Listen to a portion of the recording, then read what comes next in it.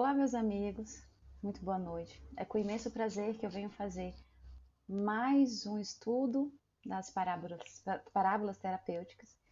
E antes da gente começar, a gente vai dar start numa leitura preparatória, uma leitura introdutória, para a gente se preparar, né? Acalmar o coração, acalmar o pensamento, para a gente se concentrar no estudo da noite.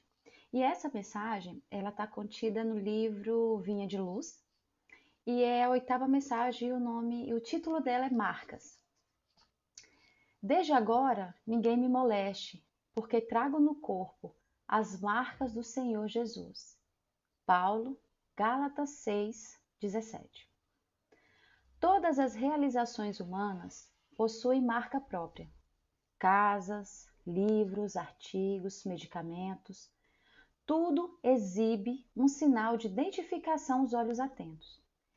Se medida semelhante é aproveitada na lei de uso dos objetos transitórios, não se poderá subtrair o mesmo princípio na catalogação de tudo o que se referirá à vida eterna. Jesus possui igualmente os sinais dele. A imagem utilizada por Paulo de Tarso em suas exortações dos Gálatas pode ser mais intensa. As marcas do Cristo não são apenas as das cruzes, mas também as de atividade na experiência comum. Em cada situação, o homem pode revelar uma demonstração do Divino Mestre. Jesus forneceu padrões educativos em todas as particularidades da sua passagem pelo mundo. O Evangelho nos representa nos mais diversos quadros junto ao trabalho, à simplicidade, ao pecado, à pobreza, à alegria, à dor e à glorificação e ao martírio. Sua atitude em cada posição da vida assinalou um traço novo de conduta para os seus aprendizes.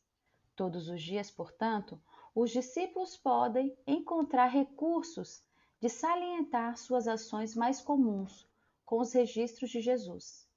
Quando termine cada dia, passe em revista as pequenas experiências que partilhastes na estrada vulgar. Observa os sinais com que assinalastes os teus atos, recordando que a marca do Cristo é fundamentalmente aquela do sacrifício de si mesmo para o bem de todos.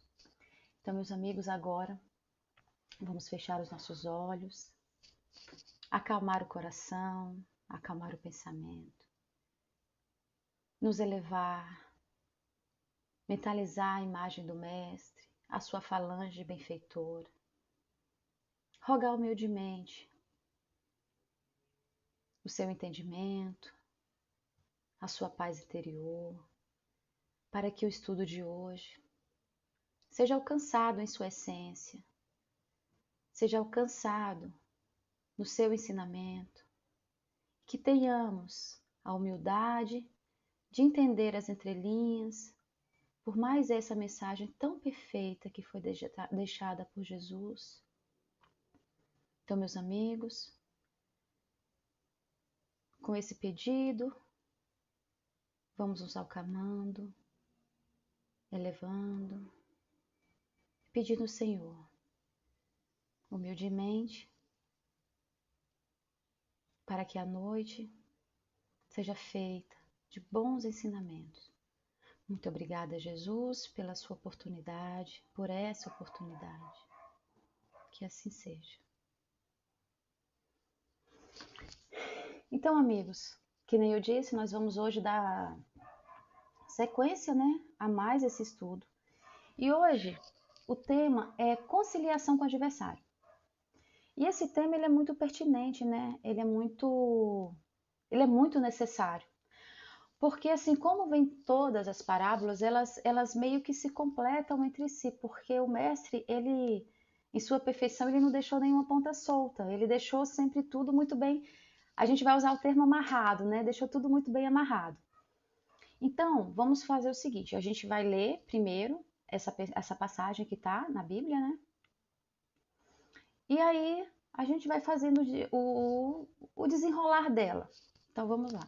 E essa mensagem ela está contida em Mateus, capítulo 5, versículo 26 e 25 e 26. Ela é bem pequena, ela é bem pequenininha. Então vamos lá. Concilia-te depressa com teu adversário, enquanto estás no caminho com ele, para que não aconteça que o adversário te entregue ao guarda e sejas lançado na prisão. Em verdade te digo, que de maneira nenhuma sairás dali, enquanto não pagares o último ceitil. Então você vê que é uma advertência muito... Ele nos chama, né, a pensar, né, que assim, quando a gente olha à primeira vista, aos primeiros olhos, a gente pensa em Jesus como cobrador, né, porque ele diz assim, em verdade eu te digo que de maneira nenhuma sairá dali enquanto não pagares o último ceitil, né? Então a gente já coloca um pensamento de quê? De cobrança.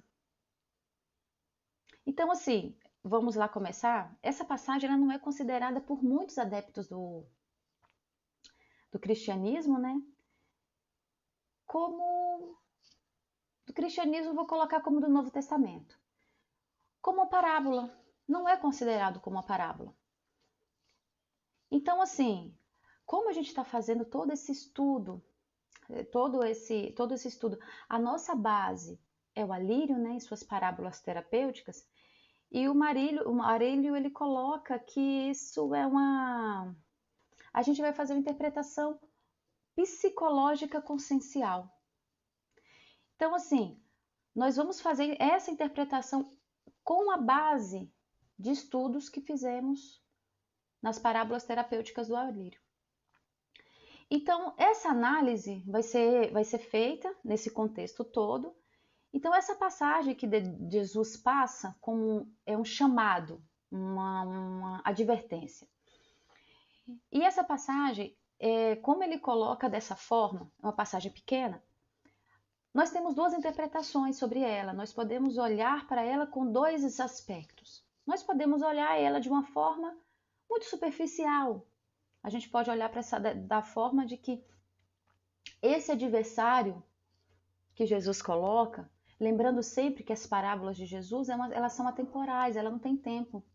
Então essa mesma mensagem, essa mesma passagem, foi dita quantos mil anos atrás? E foi direcionada a quem? Para quem era o ouvinte dessas parábolas? Quem estava ali se propondo a ouvir ou quem estava realmente necessitando ouvir essas parábolas? Então, esse é o primeiro contexto, né? Esse é o nosso primeiro entendimento. Jesus estava falando para pessoas, quem eram? Eram os republicanos, eram os fariseus, pescadores, quem é que estava naquele momento sendo ouvinte? Então, como o entendimento dela pode ser feito de duas formas, hoje quem somos nós? Quem é que está lendo e entendendo e estudando essa passagem? Que não é considerada por muitos interpretadores do Novo Testamento como uma parábola, né? Então, quem somos nós? Aonde ela nos alcança? Ela nos alcança superficialmente? Porque se ela nos alcança de forma superficial, nós vamos interpretar que esse inimigo é externo. Que esse inimigo são aqueles desafetos que nós fizemos no decorrer da nossa caminhada, né? Da nossa atual existência. Então, se nós levarmos para isso, nós vamos olhar esse inimigo como inimizades externas. Mas hoje, nós vamos fazer um estudo mais profundo. Nós vamos fazer ela de uma forma mais profunda, de uma forma mais intensa. E aí o interessante é que no livro Joana de Ângeles, do Elo Divaldo, no livro Triunfo Pessoal, ela nos convida a um raciocínio mais profundo, onde os adversários são internos. Ela nos convida a refletir nesses adversários. E a pergunta é, quem são esses adversários internos? Porque pela lógica, quando a gente lê, quando a gente ouve, quando a gente entende o que Jesus quis dizer há quantos mil anos atrás, a gente entende que são inimigos externos. Então, por que e quem são esses inimigos externos, internos, melhor dizendo? São os nossos pensamentos. são os nossos sentimentos e são nossos comportamentos negativos. Aí é onde está o X da questão. Porque Jesus, nessa passagem, ele era perfeitamente conhecedor de nós mesmos. Antes mesmo da gente estar aqui, ele já sabia que a gente já está aqui. Então, o mestre, isso que me deixa mais encantada todas as vezes que eu tenho a oportunidade de ver algum estudo, ou até mesmo assistir algum estudo que os outros colegas estão fazendo, é essa interpretação que a gente ouve hoje como se fosse pra gente. Como se Jesus estivesse feito isso ontem, né? O bacana é isso, o bacana é que ele coloca isso aqui como se fosse agora, mas não é.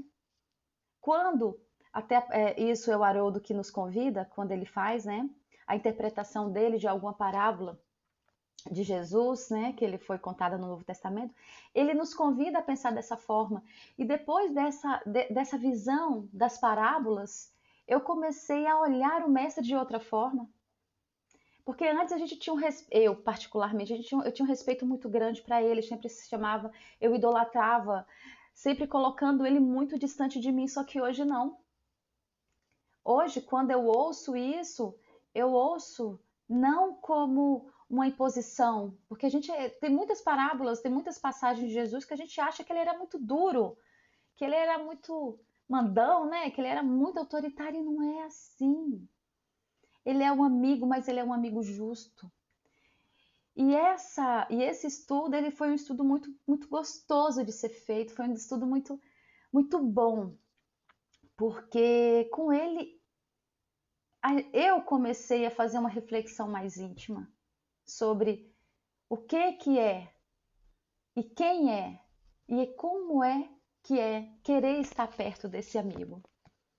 Porque por mais que nós quisermos estar perto dele, é muito necessário nós fazermos essa reforma íntima para estar perto desse amigo. E vamos voltar à passagem, senão eu vou ficar aqui delongando a minha satisfação, Então vamos lá. E Jesus, essa passagem, ele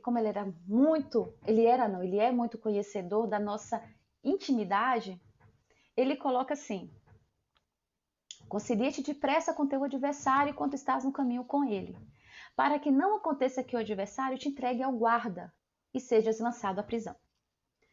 E com essa narração, o mestre nos mostra claramente que o adversário é interno. Essas paixões, né, vamos dizer assim, inferiores, é que nos confundem, nos atordoem, e elas nos encarceram a consciência de conflitos, gerando tormentos e vencendo culpas, muitas vezes transformadas em fobias e em angústias. O que ele quer dizer com isso? Que realmente esse adversário é algo que ele tem que ser combatido e tem que ser realmente vencido, para que, enquanto estás no caminho com ele, não aconteça os adversários te entreguem ao guarda. Aí no versículo seguinte, o mestre coloca: em verdade te digo, que de maneira nenhuma sairás dali enquanto não pagares o último ceitil. Ele quer nos convidar aqui a uma necessária reconciliação com esse adversário. Ele faz uma referência necessária à nossa paz interior. Ele faz essa necessidade dessa paz, uma organização dos nossos pensamentos e as nossas ações. Porque se nós estamos falando de de adversários internos, nós estamos dizendo que nós estamos prendendo determinados tipos de sentimento dentro de nós mesmos. Nós estamos enclausurando isso dentro da gente. E como se faz necessário o pagamento e como se faz necessário esse trajetório com esse adversário? Ele coloca o seguinte: que nós estamos nos referindo aos hábitos mórbidos. Esses hábitos, aqueles que são perturbadores, e transformando esses em agente de progresso e renovação. Por que transformando um hábito mórbido em um agente de transformação? pelo fato de que, se nós estamos no caminho com esse adversário, nós estamos tanto aprendendo quanto ensinando ou doutrinando esses adversários. Por quê? Nós podemos fazer uma transformação disso. Se eles estão dentro da gente, e lembrando que na passagem diz que ele só vai ser libertado até pagar o último ceitil. Então, não adianta a gente tentar combater esses adversários, porque só o combate só vai criar mais guerra. E esse combate criando mais guerra só vai criar e gerar mais confusão, mais atrito. Então, ao invés da gente vencer de forma correta e justa, nós vamos estar literalmente pegando, colocando do canto, jogando aquela famosa frase, jogar sujeira para debaixo do tapete. E não é isso que Jesus quer. Ele nos convida aqui a realmente a fazer, referindo-se a hábitos mórbidos, aqueles perturbadores, transformando-os em agente de progresso e de renovação. E ele coloca, né, para que isso se instale como equilíbrio, bem-estar e saúde. Por quê? Essas benéficas alusões, o Alírio coloca isso de uma forma muito clara e muito sábia. Ele coloca assim: essas benéficas alusões com os valores do eu, pleno das boas aventuranças, aquelas que facultam o homem da felicidade terrena, é um prelúdio da vida espiritual pura, a que se está destinado. Então, ou seja, nós já estamos no processo de evolução. Então, quando nos reconhecemos com adversários e olhamos para ele, vemos que eles são adversários. E isso é uma necessidade a ser vencida, não combatida. Porque esses adversários são nossos. Não são adversários dos outros, do nosso vizinho, do nosso... Não, são adversários nossos. E esses adversários nossos, nós podemos usá-los como os agentes de progresso e de renovação. Então, por que a gente quer combater um adversário que pode se tornar amigo? Nós temos que trazê-lo para perto. Então, temos trabalhado dentro dessa visão para que percebamos a sua profundidade. Muito necessário, né, quando ele coloca isso, porque se nós temos trabalhado isso e percebemos, né, o Alírio coloca, que nós temos trabalhado e percebemos a profundidade, que não é algo a ser combatido, não é algo que nós temos que temer para que não nos domine, né? Nós temos que olhar para isso e não deixar que sejamos vítimas, não, que sejamos neste combate, que nós não nos permitamos sermos vencidos, vamos colocar assim que fica mais fácil, que não nos permitamos ser vencidos, que nós olhemos para isso e identificamos por que isso é necessário o combate. Aí, Joana de Anjos, nesse livro Triunfo Pessoal, ela afirma, né, pela psicografia do Divaldo, para que haja conciliação com o adversário externo, o que a gente considera externo, que primeiro haja conciliação com o adversário interno. Você vê que lindo, eu achei fantástico, porque em nenhum momento Jesus usou como inimigo. Porque inimigo é o contrário de amigo, não é assim? Inimigo é o contrário de amigo. Jesus não colocou inimigo, Jesus colocou adversário. Então é perfeita essa ilustração. Ele coloca como adversário e não como inimigo. Então, até mesmo quando se coloca adversário, fica mais fácil da gente olhar e não colocar ele em uma guerra ferrenha. Então, continuando, trazendo assim para uma linguagem, o Alírio colocando, um caráter terapêutico, só verdadeiro iremos perdoar alguém que nos feriu externamente, né? Se nos reconciliarmos primeiro com o orgulho ferido, o egoísmo, que eles são geradores de mágoa e de ressentimento. Como já foi dito, não só por mim, mas como vários outros colegas, os pais, né, de todos os males. Não é o orgulho e o egoísmo? todos os males que carregamos, em todas as chagas que juramos ter, em todas as batalhas vencidas, a gente não diz, se a gente identificar, tiver a oportunidade de esclarecer e de buscar, vamos enxergar que o pai é o orgulho ou o egoísmo. Então, assim, por isso que eu disse, e eu volto a repetir, porque é legal eu compartilhar isso com vocês, porque chega até a me emocionar um pouco, porque quando eu comecei a fazer o estudo dessas parábolas, eu não imaginaria que isso seria tão profundo para mim.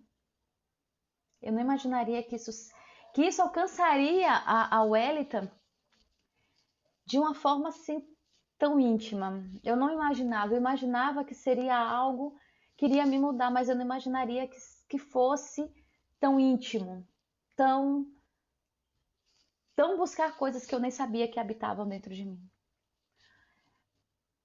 Às vezes a gente acha que o mal está sempre no que o outro vê, né? A gente acha a maldade está no olho de quem vê e não é bem assim, meus amigos. Realmente a gente tem muito a ser vencido. E só uma coisa que quando o Alírio coloca, e eu achei assim muito bacana, ele coloca quando ele coloca assim que verdadeiramente só vamos perdoar algum amigo adversário, né, quando a gente vencer o orgulho ferido, que é o gerador de mágoa e do ressentimento. Eu penso assim, eu coloco dessa forma, eu usei realmente essa passagem exatamente como a Lírio colocou no estudo, no livro dele, porque eu enxergo, conforme ele também, a necessidade que nós temos, às vezes, de olhar para o outro e nos colocarmos no lugar dele, a gente ser empata com as pessoas, né? Porque da mesma forma que nós conseguimos vencer esses sentimentos que são às vezes tão destrutivos, acaba nos afastando de pessoas amadas, acaba nos afastando de pessoas que são realmente necessárias para o nosso aprendizado, mesmo que sejam aquelas pessoas que julgamos ser difíceis, né? E eu vi que quando a Lírio colocou isso, eu achei isso tão profundo porque sempre nós projetamos essa culpa no outro. Nós sempre olhamos para o outro e pensamos assim: eu sou vítima das ações. Isso está acontecendo comigo agora porque alguém fez isso comigo. Eu só estou agindo dessa forma porque isso aconteceu comigo quando eu era criança, quando eu era mais jovem, ou então quando eu estava num momento de necessidade maior e eu busquei ajuda. E quando essa ajuda foi me dada, ao invés de ser me dada, foi negada. Então, esse orgulho ferido que ele fala, né, que é o gerador de mágoas e ressentimentos, que ele é o que nos aprisiona. E isso é fato, por experiência própria. Por isso que eu atestei e falei que é um estudo tão profundo. Depois que você identifica quem é esse adversário, você consegue melhorar a sua forma de ver o outro. Porque quando você encara o outro como adversário, você não quer identificar o motivo da existência desse adversário, você só quer combatê-lo. E quando você entende nas entrelinhas o que é isso, você se desprende do orgulho ferido, da mágoa e do ressentimento. E aí, complementando já para a gente entrar e dar continuidade, Jesus, quando ele coloca concilia-te depressa com o teu adversário, esse depressa, quando Jesus fala, ele quer dizer agora. Nós conciliarmos depressa com esse adversário. Enquanto estás no caminho com ele, significa enquanto o adversário está se manifestando. Se nós estamos falando de adversários internos, enquanto estás no caminho com ele, é quando esse adversário está se manifestando. Quem é esse adversário naquele momento? Porque uma das coisas é que esse adversário, ele pode ser vários. Ele pode ser vários. Ou seja, conciliar esse sentimento, trazê-lo para próximo como amigo, foi o que eu disse. Trazer esse adversário para próximo como amigo e refletirmos sobre o motivo real da essência desse adversário exato. Quem é esse adversário? O motivo real, saber por que ele está fazendo isso. Mas por que tem que trazer ele para esse adversário? como eu disse, por que Jesus não colocou como inimigo? Porque por mais que nós coloquemos como adversário, existe uma facilidade de trazermos esse adversário para próximo. Porque quando nós trazemos esse adversário para perto, a gente transforma ele em amigo. Se não transformarmos de imediato, nós acabamos vendo que ele é alguém não a ser combatido, mas alguém a ser doutrinado. Ele precisa ser doutrinado. Por quê? Porque esse adversário é nosso, ele é interno. Ele não é gerador de outra coisa, ele é gerador dos sentimentos que nós manifestamos. É um sentimento a ser acolhido. É um sentimento, digamos que naquele momento é a impaciência. Né? Digamos que naquele momento, quem é mãe sabe, né, que eu sou mãe de duas gerações diferentes, eu tenho uma de 13 e tenho uma de 3. Então, assim, como mãe de duas, eles têm uma diferença de idade muito bacana, 10 anos de um para o outro. Então, eu falo que nós que somos mãe, a gente entende muito bem o que é a gente ter a paciência e a tolerância. Digamos que naquele momento seja a falta de paciência ou a impaciência. Então, é necessário que se faça a pergunta: por quê? Por que eu estou sentindo impaciência com meu filho? Poxa, experiência própria. Muitas vezes eu tinha impaciência com meu pequenininho de 3 anos, que ele faz de tudo para chamar a minha atenção. E aí eu falei, poxa, meu filho só quer a minha atenção, para que eu vou ter impaciência com ele ou faltar com a paciência com ele? Não, ele só quer a minha atenção. As outras coisas que eu julgo prioridade ficam um pouco mais para depois. A prioridade é o meu filho. A minha filha de 13 quer falar tudo para mim, tudo. E ela, que nem eu, assim, fala pelos cotovelos. Eu acho que se amarrar a boca não tem problema, a gente se comunica do mesmo jeito, que a gente fala muito. Então, assim, ela às vezes quer a minha atenção. E por que eu não posso dar? Por que eu vou ficar impaciente ou até mesmo estressada? Não, são os meus filhos, eu escolhi tê-los. Então, é isso que o Alírio, junto com essa interpretação terapêutica, né, dessa passagem, dessa parábola de Jesus, está nos convidando a pensar. Que esse adversário não é adversário. É um sentimento que precisa ser acolhido. Porque essa impaciência, no meu caso, como mãe, estou dando um exemplo assim, real, foi uma forma de enxergar os meus filhos de uma outra forma. Por quê? Percebendo que eles precisam também do acolhimento, que às vezes não é a prioridade do lar, não é uma tarefa a ser feita, não é uma obrigação a ter feita, não é outro compromisso, e sim o compromisso que eu tenho com eles naquele momento. Então, examinando esse adversário, me trouxe uma nova reflexão. Não é assim? Eles não vão nos ajudar, como está aqui um pouco mais acima, deixa eu lá. Ai, tá aqui. Achei. A necessária paz interior, a reconciliação, uma referência à organização dos pensamentos e ações? Não é isso que ele coloca que esse adversário interno é? Então, Alírio, quando ele coloca isso, que ele nos convida a pensar dessa forma, por isso a necessidade de a gente ter adversários, mas que quando esse adversário se manifesta enquanto estamos no caminho junto com ele, que paremos, que analisemos e que trazemos esse sentimento para perto para que ele seja acolhido. Entenderemos o real motivo. Então é muito interessante isso, é muito necessário. Porém, se ao invés de trazermos esse adversário, esse sentimento egoísta para próximo, repelimos, olha outro contexto. Transformamos-os em inimigos. Aí vem o inimigo, que ele ainda não é um inimigo, ele é um adversário, né? E como está contido na fala de Jesus, esse adversário vai nos entregar ao juiz. Isso já é uma interpretação muito. Foi aí onde me trouxe. É como se eu tivesse aberto os olhos nesse momento. Foi exatamente nessa passagem do Alírio que eu abri os meus olhos para tudo isso, porque até então, antes de chegar a isso aí, eu estava tendo uma interpretação superficial disso tudo. Foi algo assim muito tranquilo essa interpretação, esse estudo, na hora que o Alírio coloca isso, gente, foi. Aí até que quando eu falei até que me dá vontade, me emociona, né? Como ser humano. E aí ele coloca assim: porém, se ao invés de trazermos esse adversário, esse sentimento egoísta para próximo repelimos, transformamos-o em inimigo.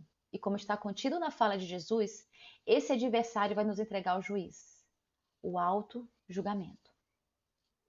E o juiz nos entregará o oficial, a autocondenação, para colocarmos numa prisão, a culpa. Então, realmente, gente, quando ele chegou nessa, né, eu alcancei esse ensinamento do Alírio, eu alcancei o entendimento, o que ele quis passar. E essa prisão é um símbolo dos nossos conflitos desnecessários. Como eu disse, a impaciência. Eu coloquei a impaciência. É desnecessário.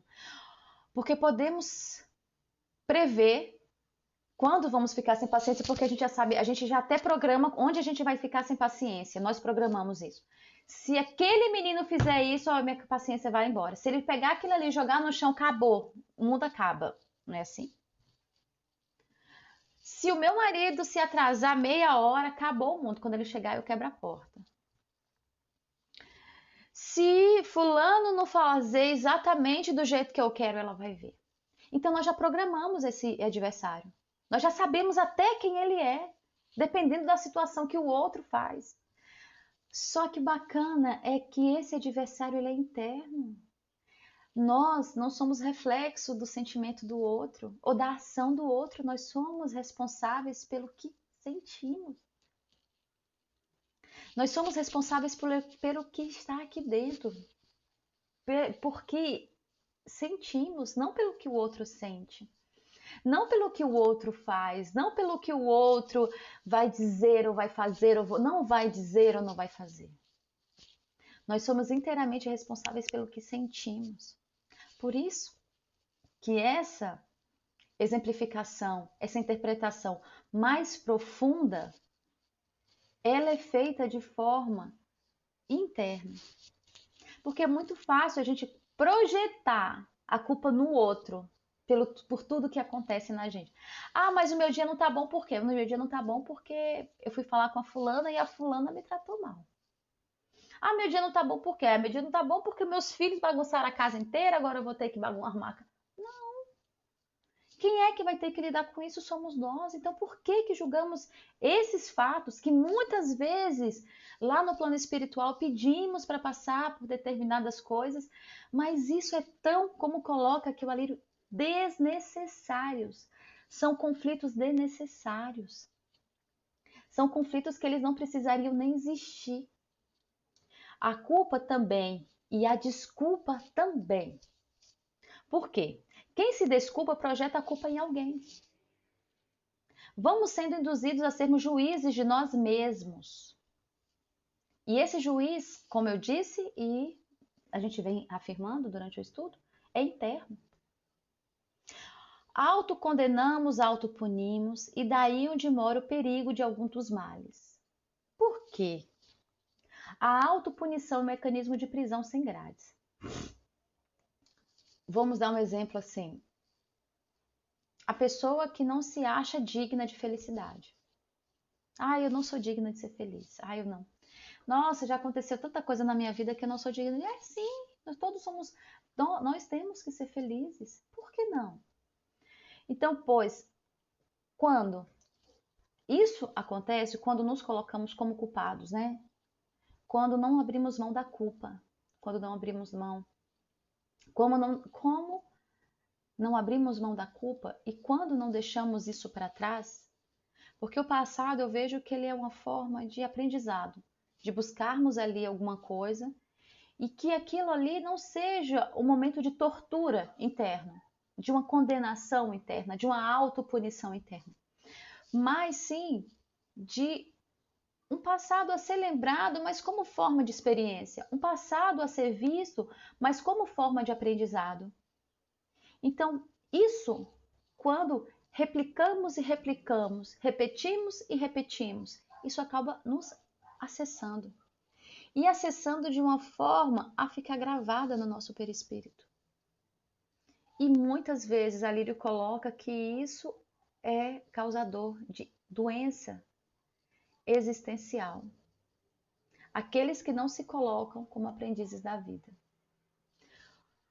Porque quem quer ser mestre sem passar pelo caminho que leva à maestria, não consegue entender o trajeto do aprendizado. Quando nos colocamos inteiramente como conhecedores de tudo, quando afirmamos, mas fulano fez isso comigo, mas Beltrano fez isso comigo, Então, nós acabamos projetando que somos conhecedores. Por que somos conhecedores? Porque julgamos saber do que o outro faz e temos a certeza do sentimento que vamos ter. E sempre são sentimentos destrutivos. São sentimentos que fazem uma certa doença existencial. E muitas das vezes, essas doenças são replicadas no nosso corpo. Elas ficam gravadas de forma tão latente no nosso perispírito que se reflete no corpo. E a desculpa faz parte do auto-julgamento. Sempre que nos colocamos como senhores, daí a culpa. E projetamos nas nossas imperfeições o outro. Projetamos as nossas imperfeições no outro. E cremos que isso é certo. Por quê? Porque muitas vezes só sabemos que aquilo ali está errado. A gente só vê o mal quando a gente tem aquele mal dentro da gente. Porque quando nós identificamos que aquele mal existe dentro de nós, como é que nós sabemos que ele existe fora da gente? Porque são sentimentos semelhantes. São sentimentos, eu não me lembro onde eu vi esse termo, mas são sentimentos refletivos. Eu não me lembro. Foi uma palestra que eu estava vendo, acho que foi até da doutora Nete, no Nete Guimarães. São sentimentos refletivos. Nós só sabemos que aquele sentimento vive dentro de nós quando nós enxergamos esse sentimento no outro. Então, como sabemos que aquele mal existe? Porque a gente reflete, poxa, fulano é tão assim, mas como é que eu sei que ela é tão assim? Porque aquele sentimento vive aqui.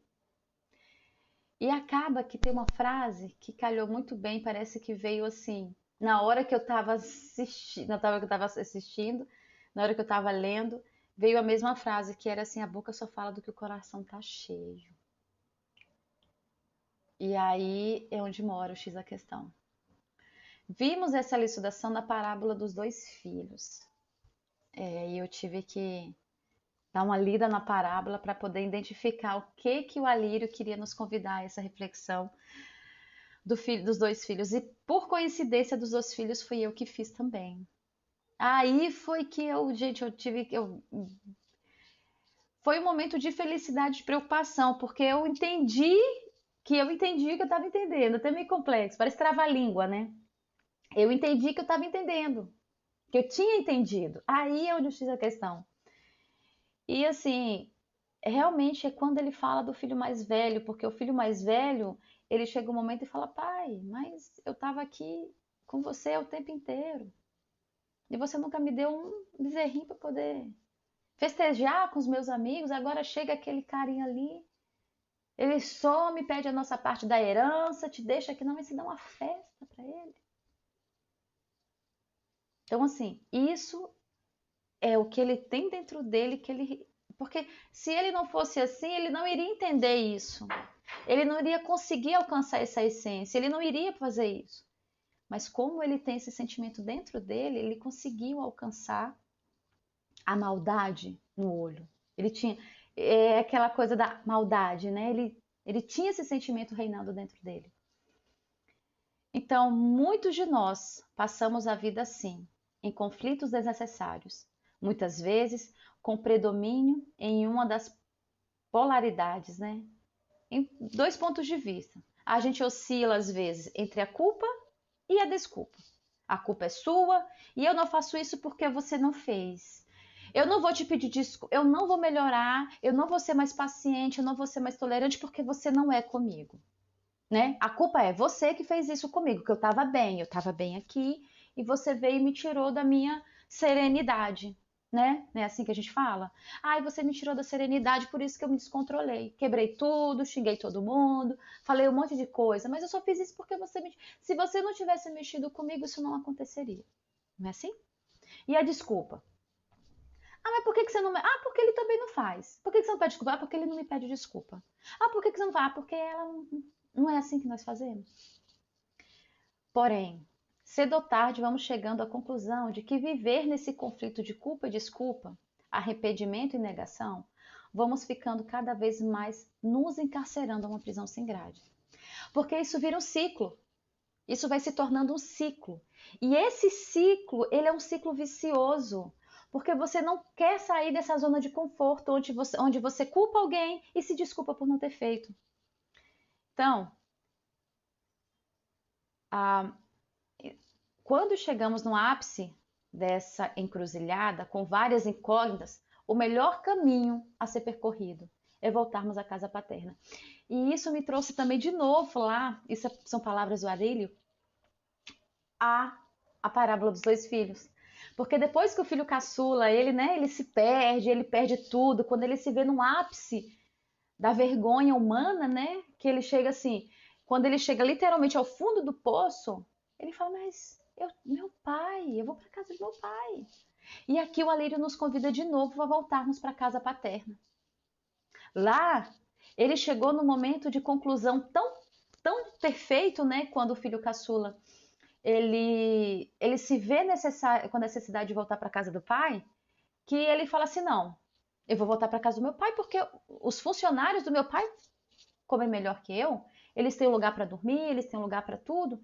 Então, assim, aqui o Alírio faz de forma diferente. Ele pergunta: como fazemos para retornar à casa do Pai? Como fazemos esse processo de volta? Só lembrando que estamos presos. Só lembramos que estamos presos. Então, como fazemos esse processo de voltar para a casa do Pai? Então, não dá para sair da prisão sem pagar a sua dívida, sem pagar a sua pena. Porque Jesus nos convida. Ele diz que a gente só vai sair da prisão até pagar o último centil. Então, não existe fiança. É pagamento. Não existe aquela coisa, eu vou pagar agora. Não. Até pagarmos o último centil. E essa parte ela é muito linda, gente. Essa parte é uma parte de reflexão. Eu falo para você assim, eu me debulhei em lágrimas quando eu estava escrevendo. Me debulhei em lágrimas, assim. E se pagarmos o último centil, na palavra do mestre, em verdade vos digo que de maneira nenhuma sairá. E centil, eu pesquisei, o quanto valia, né? Centil é a menor porção de uma moeda. Seria equivalente a 1 centavo. Gente, mas como Jesus nos fala que tem que pagar 1 centavo? Quer dizer que se faltar meia hora, não vou sair. Não, não vai. Não vai. Gente, que Jesus é esse? Né? Mas que Jesus é esse? Então, aí eu fui lá no livro dos Espíritos e me veio intuição, né? Me veio intuição naquela hora. No livro dos Espíritos, poderia, exige a pergunta 909. Eu só não me lembrava a pergunta, eu me lembrava da pergunta, mas não me lembrava do número da pergunta. Aí eu fui dar uma pesquisada. Poderia sempre o homem, pelos seus esforços, vencer suas más inclinações? A resposta dos Espíritos: sim, frequentemente, fazendo esforços muito insignificantes.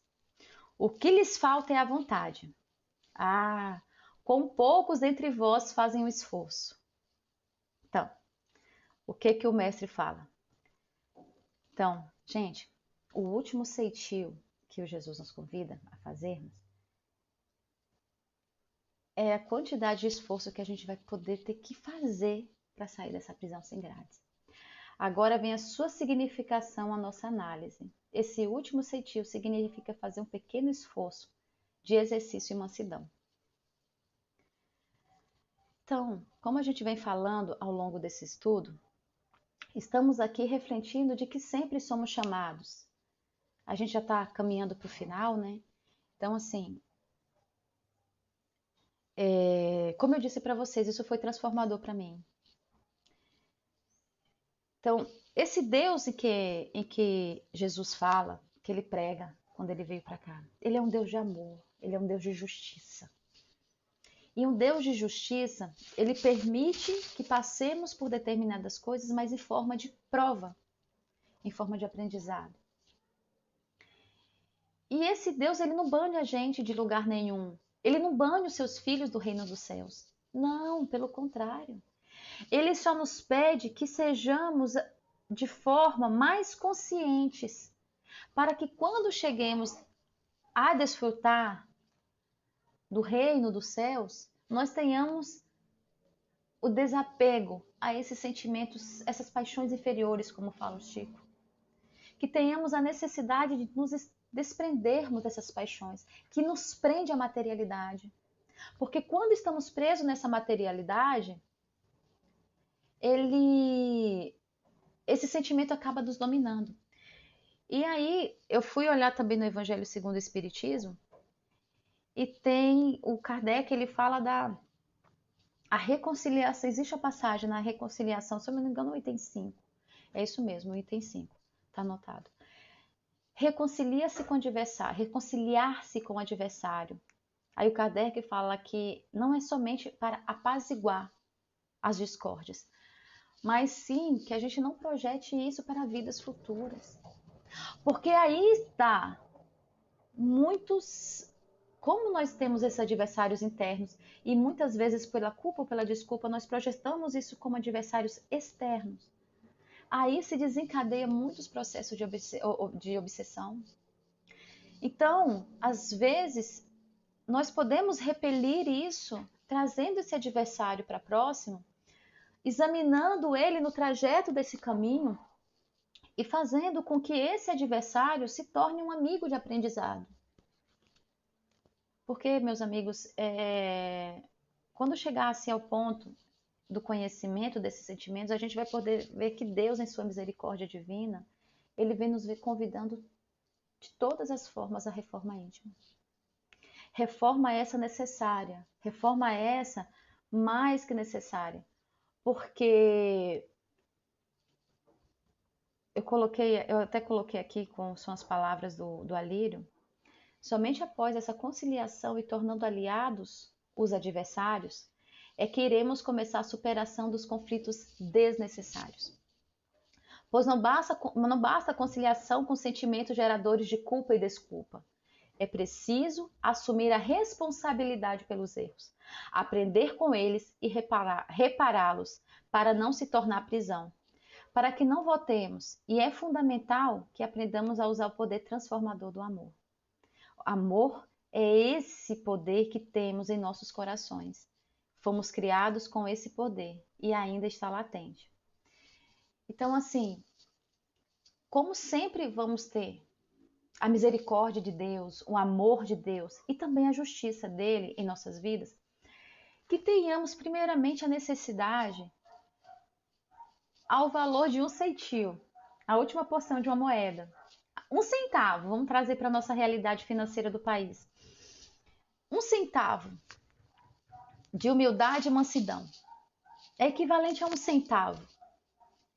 Que esse estudo da noite, meus amigos, nos convide a esse chamado, nos convide a fazermos essa autorreflexão, fazermos essa autoanálise, né? E que tenhamos um zelo, porque esses sentimentos, eles vivem dentro de nós. Então, que tenhamos dentro de nós o cuidado de quem e do que vive dentro de nós. Porque se eles são habitantes desse corpo, por que eu vou deixar que adversários desnecessários habitem essa morada, né?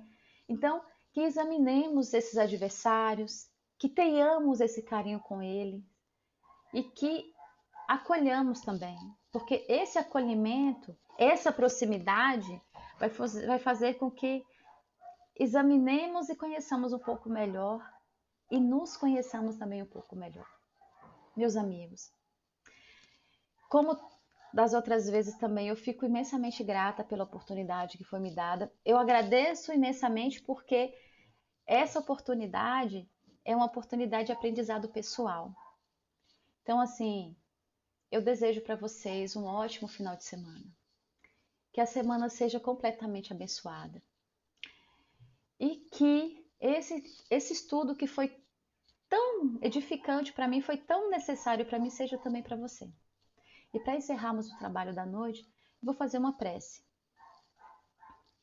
Então, amado Pai, com o coração cheio de alegria, com o coração transbordando alegria pela oportunidade dessa noite, eu agradeço, amado, e peço humildemente que esse estudo enraize em nossos corações e que sejamos, Senhor, ponte condutoras do teu aprendizado, do teu amor e da tua caridade. Muito obrigada mais uma vez por essa oportunidade, Jesus. Que assim seja. Então, meus amigos, é assim. Então, um beijo a todos e fiquem em paz. Tchauzinho.